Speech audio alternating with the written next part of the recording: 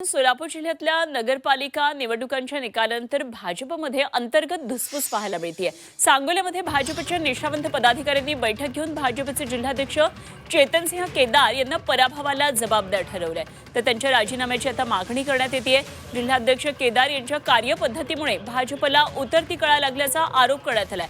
आगामी काळात जिल्हा परिषद पंचायत समितीच्या निवडणुकीमध्ये भाजपला यश मिळवायचं असेल तर नवा जिल्हाध्यक्ष द्यावा अशी मागणी सांगोल्यातल्या पदाधिकाऱ्यांनी केली आहे।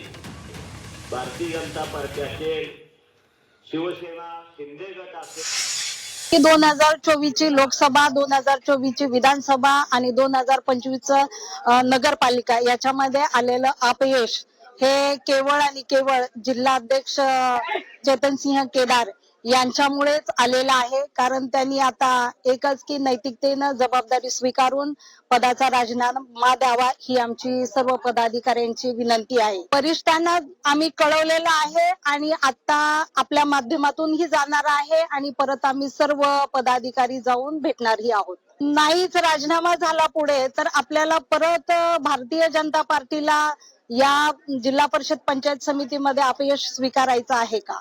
हे स्वीकारायचं नाही, म्हणून नक्कीच वरिष्ठ याच्यावरती विचारविनिमय करतील।